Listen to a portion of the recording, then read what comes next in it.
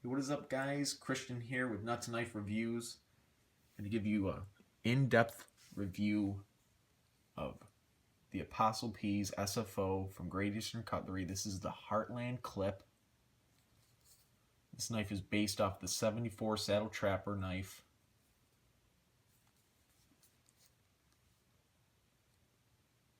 Let me give you guys a little pan around of the tube real quick before we pop it open and see what's inside.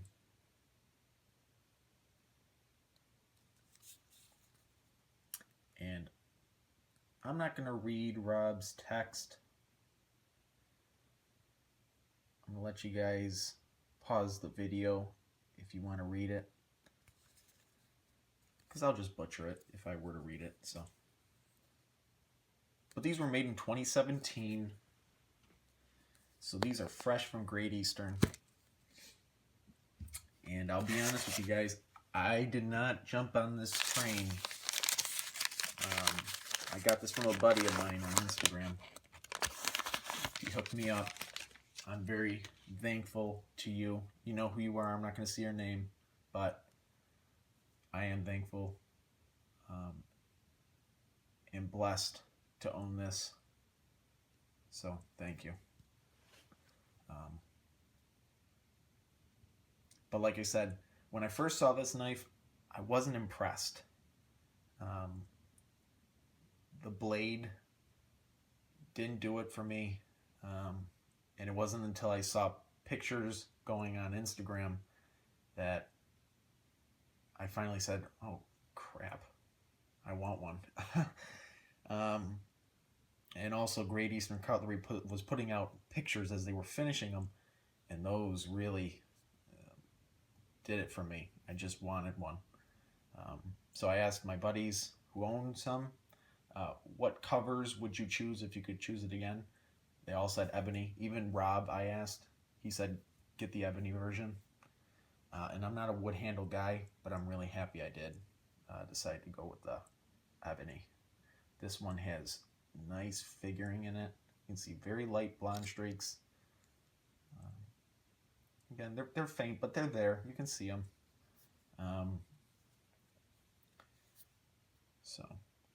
So we got materials used. We got nickel silver for the bolsters. These are triple line bolsters. Brass pins, nickel silver shield, brass liners, 1095 back spring and blade. This is a Northfield edition. So 1095 is something we expect from that line. So here it is. Let's start the clip. Again, like I said, the pictures Rob showed didn't do it for me. But again, when I saw those pictures online and the finished photos from the factory at Great Eastern, and I just wanted one. You know, everything just works here. The swedge, just the look. I mean, every time I look at it, I love it a little bit more. So maybe that's something that happened to most guys like me. Maybe at first they didn't like it, and as they saw it more and more, they just learned to love it. You know, this knife has definitely grown on me. I love it. But this is not exactly how Rob had envisioned it when he made his SFO. He wanted it to be right where the clip starts and goes to the tip. But Bill at Great Eastern said, no, that'd be too cramped. It'd be too cramped at the nail neck. So he took that swedge and he brought it back a little bit, and definitely made the knife just look that much better in proportion. So that's great. Very nice. Satin finish is very nice and consistent on mine. See some snail trailing on the blade. Not a big deal. The fit and finish is nice on mine. I'm not a big stickler on it. Big thing for me is the back spring flush in the open and the closed position, and this one is. And Blade centering also. This one's perfect. And I don't really care about this either. Square at the butt. But this one is. This one really came out nice. This was another design change that Bill did. Instead of, Rob wanted a square cut butt, but Bill doesn't like to do that because wood, when you cut it square, it has a tendency to chip. So he did sort of a hybrid. He curved and then he flattened. So you have very minimal amount of a flat square cut, but it's enough to give that nice appearance, and it's really nice. It's really cool. Really came out nice, I do have to say. So, just gorgeous. And open that blade again.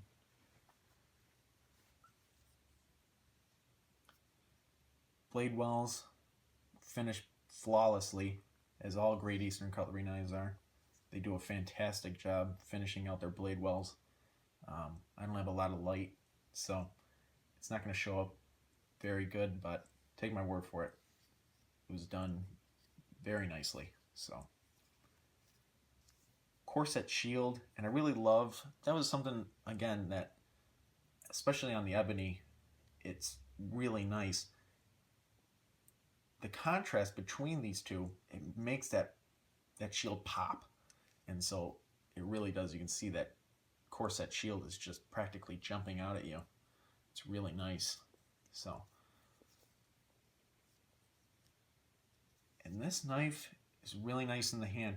Again, like I said, this is a curved trapper frame, and so the knife just nests nicely in your hand.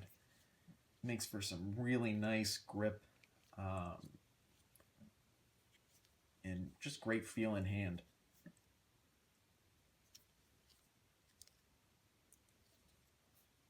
I'm a cigar pattern, sleeve board pattern fan, and I love this knife. I think this is really nice.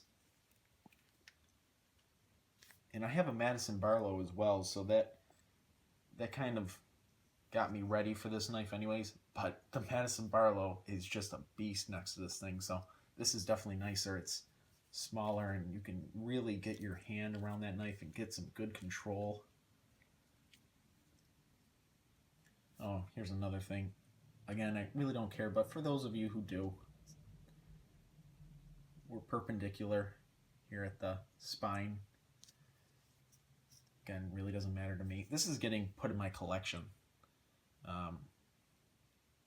There were 100 of these made in total, 50 in each handle cover.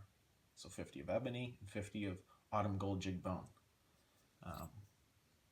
So this is going in my collection because I love it. I love the story behind it. I love the Apostle P channel, so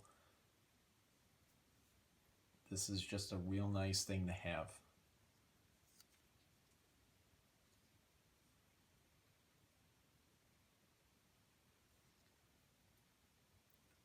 So the only thing Great Eastern didn't do good on this particular knife is around the shield. You can see glue around the shield. That's really getting nitpicky. Other than that, this is really nice. This is just as good as you can get from Great Eastern, which is practically flawless. I mean, again, I don't gripe on these knives because they're factory knives. They are touched literally hundreds of times by people going from process to process. So, yeah, are there going to be flaws in this knife? Yes. But for the price you pay, I mean, you get really great quality from it. So I have no reason to gripe. I think these were, $120. I think new. I paid $180, and Rob said that was a pretty good price. He had seen them going anywhere from 150 to 210. So I was right in the middle. So that wasn't bad for me. Again, price to a certain point wasn't a big deal for me.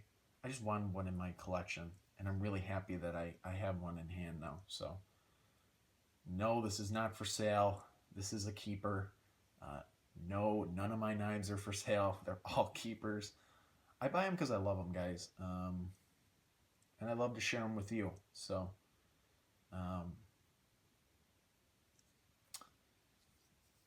yeah, is there anything else? Oh, Rob says in his Traditional Knives Anthology video, The Saddle Trapper, I believe it's 19.0, in his Traditional Knives Anthology video with Steve at How About the Truth, they talk about this two-stage pull in the 74 Saddle Trappers. And at first, all you can do is take their word for it. You won't really know until you have one in hand. And at first, I said, well, I'll believe them, but I'd really love to see it for myself. Now that I have this in hand, I can definitely see that. From close to half stop, we're at about a 5 or 6. 6, I'll say. And from half stop to open, we jump to an 8. So it's really nice. It makes it really robust. The lockup, it's tight. I'd have to put a lot of force into it to be able to make that blade jump to that half stop. So again, lockup is great. So that's something I definitely wanted to mention. That now I know it's not a fluke. It is real. It's there. And it's really cool. It's a really cool feature. And I'll say one more thing. Would I recommend this to a friend? Yeah. You don't have to get the Apostle P SFO. Of course, these are really nice. Rob, you did a great job. These are a slam dunk. I hope you do another one. But you don't have to get this one. You can get the one in Tidiute trim, in Northfield trim. You can get the yellow rose edition, and you'll still be pleased. These are great knives. This is a great pattern from Great Eastern, and I definitely hope they do more of these. They had done single blades of these in the past, but never with this clip. Not that I'm aware of. I don't believe so, and I think they did a great job with them. So definitely am looking forward to more of these in the future. And again, Rob, like I said, slam dunk, buddy. You did a great job on these. Really looking forward to the next SFO. And yeah. On my knife, 1 to 10, 10 being perfect, 1 being crap. A Great Eastern will never be crap. I'll just put that out now. I'd say this is either an 8 or a 9. Because all the flaws are things that you really can't avoid. Snail trail on the blade, it's going to happen eventually. Sometimes it happens. Again, on the bolsters, you'd always flitz it. No biggie. Same thing with the shield. But I mean, I can't complain. Nothing's terrible on this knife. Like I said, all I look for is good centering and is the backspring flush in the closed and the open position. And it meets all those marks, so it's good in my opinion. But like I said, if you guys want to know, the fit and finish on this one is nice. So I think that just about does it. That's all she wrote, guys. Like I said, I'd recommend this most definitely. And yeah, pick up one if you're interested. If you think this is something you like, go for it. You won't be disappointed. They, like I said, they have a great in-hand feel. They're light, they're pocketable, and they're relatively inexpensive. So get on the 74 train. You'll enjoy it, no doubt. So that's all she wrote, guys. If you like this video, please give it a thumbs up. If you want to see more videos like this, please hit the subscribe button, and I will see you guys in the next one.